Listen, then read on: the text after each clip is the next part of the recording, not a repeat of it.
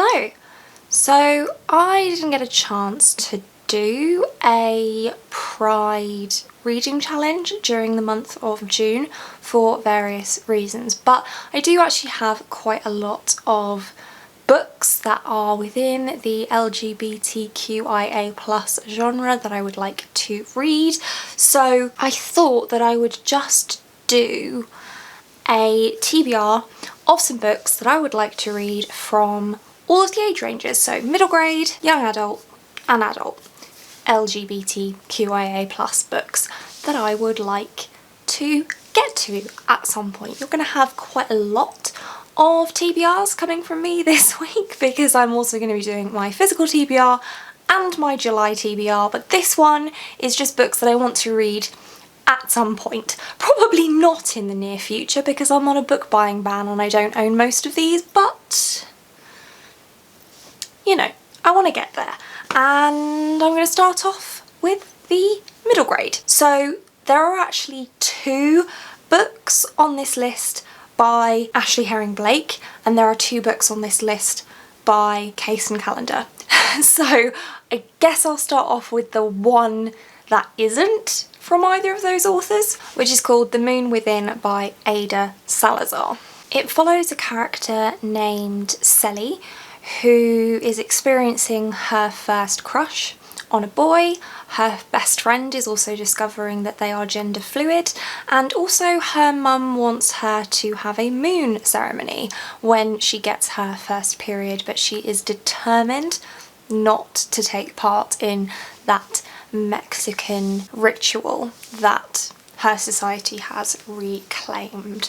And I just like the sound of the various different themes that are going to be at play in that particular story, plus Mexican-inspired story sounds really interesting too. So let's now move on to Ashley Herring-Blake. I've read one of her young adult novels, Girl Made of Stars, which I thought was fantastic and dealt with some really heavy themes. So the first one of her middle grade books that I want to read is The Mighty Heart of Sunny St. James. And I'm going to go ahead and just read the description that Goodreads has for this because I think that that's the best way to describe this one. So it says, 12-year-old Sunny St. James navigates heart surgery, reconnections with a lost mother, first kisses and emerging feelings for another girl. When Sunny St. James receives a new heart, she decides to set off on a new life plan. 1. Do awesome, amazing things she could never do before. 2. Find a new best friend. And 3. Kiss a boy for the first time. Her new life plan seems to be racing forward, but when she meets her new best friend Quinn, Sunny questions whether she really wants to kiss a boy at all. So this is going to be a story that's sort of coming of age, slice of life by the sounds of it, and I really like those kinds of stories, and this one sounds really, really sweet, but also in typical Ashley Herring-Blake style, it sounds like it's also going to be really hard-hitting and impactful, which I love. The other one of hers that I want to read is Ivy Aberdeen's Letter to the World, and this one follows Ivy after a tornado destroys her family's home and they have to move somewhere else, and at the same time her notebook, which includes drawings of her holding girls' hands, disappears, and she starts getting notes in her locker telling her that she should come out. And again, sounds very Ashley Herring-Blake, very hard-hitting, very impactful, also very sweet, so definitely looking forward to reading that one.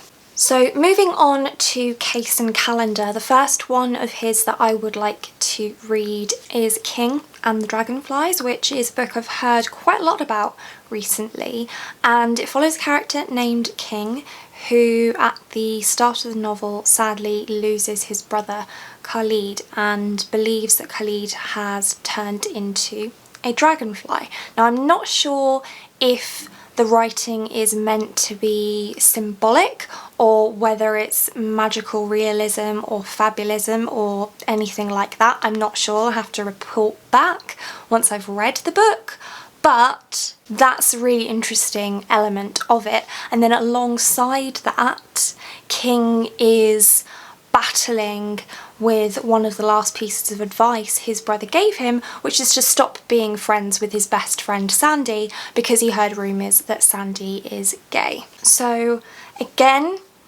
hard-hitting. Are we sensing a theme?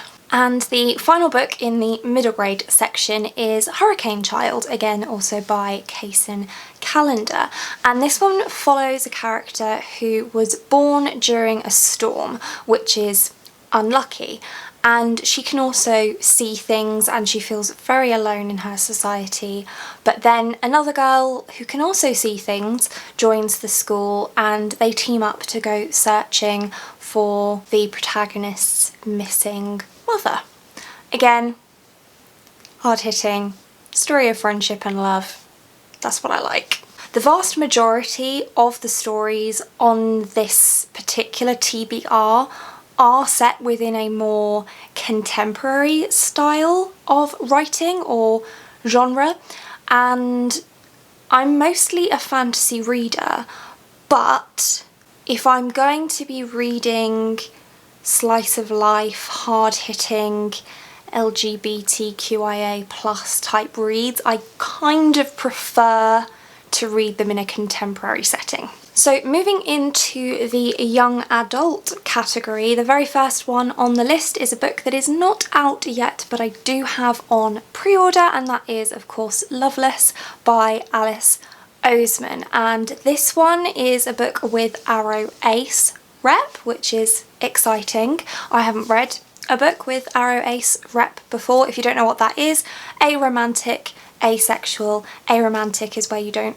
have romantic feelings for people, and asexual is where you don't have sexual attraction to people.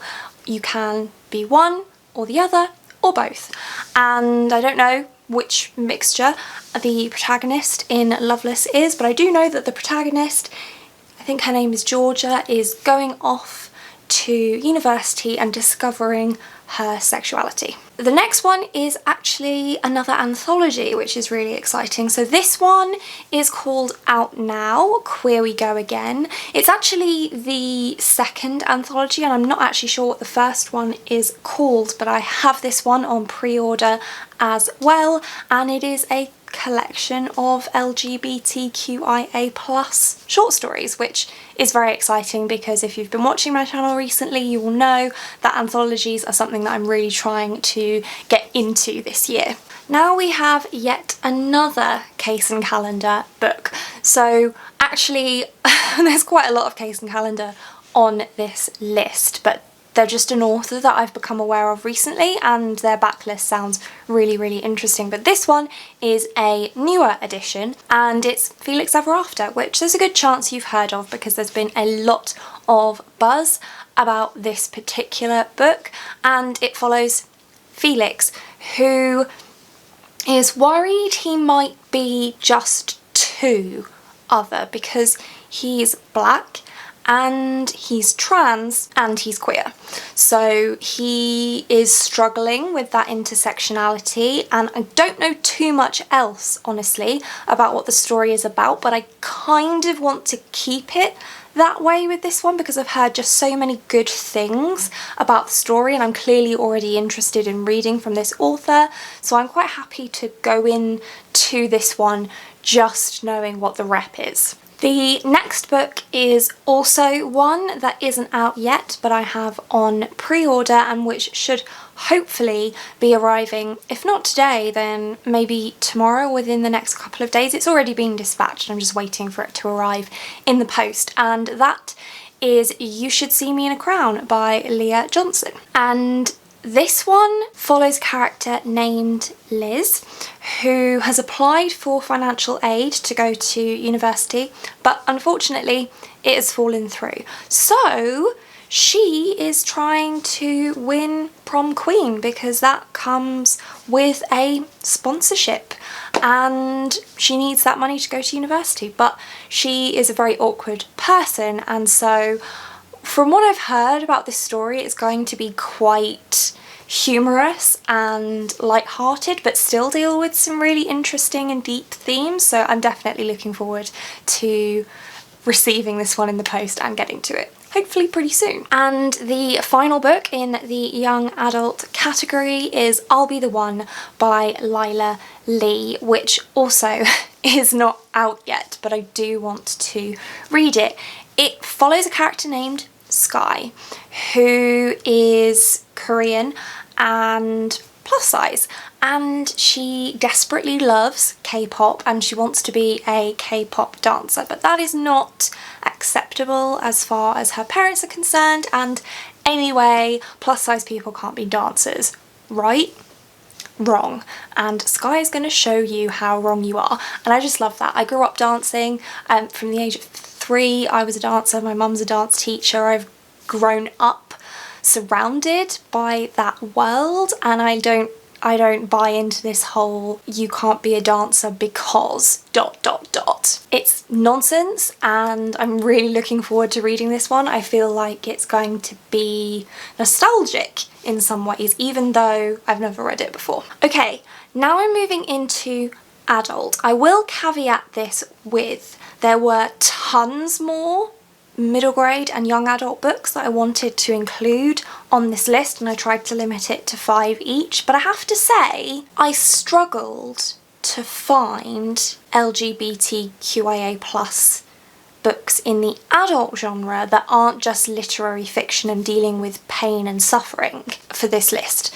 So that's clearly something that needs to be worked on within the adult category. I'm not saying that none of the middle grade or young adult books won't deal with those slightly darker and more difficult themes, but there's this undertone of hope throughout all of those books that I've already mentioned, and finding that within the adult category was much more difficult. And I don't necessarily want to read about queer pain always. I kind of want to read joyful stories, or at least stories that may be joyful. So maybe that's something that needs to improve. So the first book that I'm going to mention, I actually have a copy of this. I don't know why I haven't brought it with me to film this video, but never mind, is The Tiger's Daughter by Kay Arsenault Rivera, which is actually a fantasy, epic fantasy series. So it's not exclusively contemporary here, but I have added in one fantasy. Could I really have a video that didn't have a fantasy book in it? Probably not. And this is kind of, because it's epic fantasy, it's one of those where it's really difficult to say what it's actually about. There's going to be lots of politics, there's going to be lots of war, there's going to be a battle for the crown, and then there's LGBTQIA+ rep. That's all I can really say about it. So sorry about that. Then we have a book called Neighbourly by Katrina Jackson, which is a book I've only heard about recently from Mayana, from the channel Mayana Reads, so I will link her channel down below. This is very much an adult book, which I'm okay with, and it's about poly relationships, which is great because I really want to read more books with poly rep.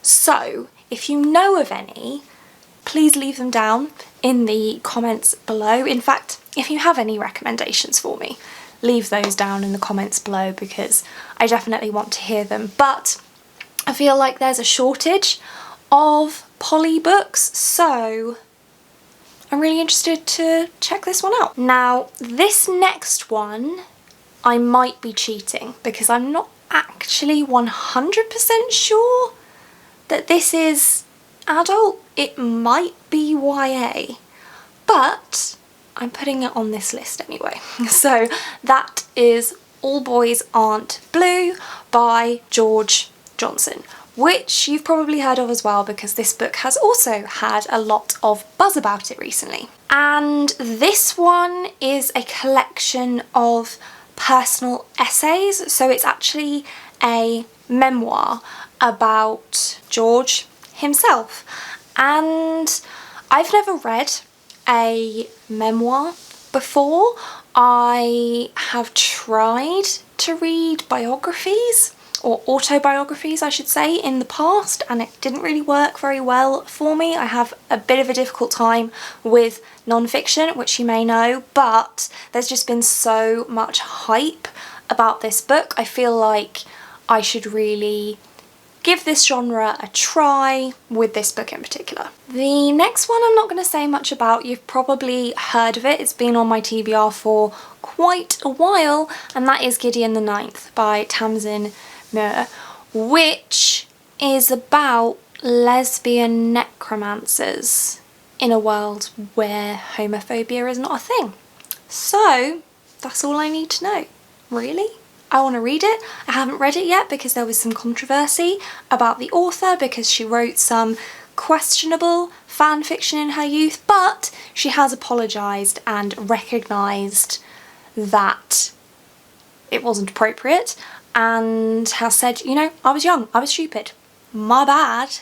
That doesn't mean that this book is bad, which by all accounts it's not. I've heard tons of great things about this book, so I would like to read it. And then the last book on this list I'm hesitant to include because I'm not sure if it's going to be my thing, but again, it's one I've heard lots of great things about, and it's one that I've heard makes everybody cry, and I don't really cry at books, so I'm kind of interested to see why it makes people cry, and that is A Little Life by Hanya Yanagihara. And all I really know, well, initially I thought that this was non-fiction, and it's not, it's fiction, and it follows 4 friends who move together to New York to kind of start their lives, and we follow them trying to find themselves, and I don't really know much more than that, and I don't know if I'm gonna like this book or not, but there's just something that is intriguing me about it, so I figure I should give it a go. So there we go. Those are 15 books, 5 from middle grade, 5 from young adult, and 5 from adult LGBTQIA+ books that I would like to read, and I would love to hear if you've read any of these, what you think of them, and if you have any other recommendations that you think I should put on my list, then let me know those too. There's a good chance they're already on my list because my list is much longer than the list in this video, but we only have so much time. So that's it for this one. Thank you so much for watching. If you like this video and want to see more like this from me, then do think about hitting that subscribe button, and I hope to see you here again soon. Thanks. Bye.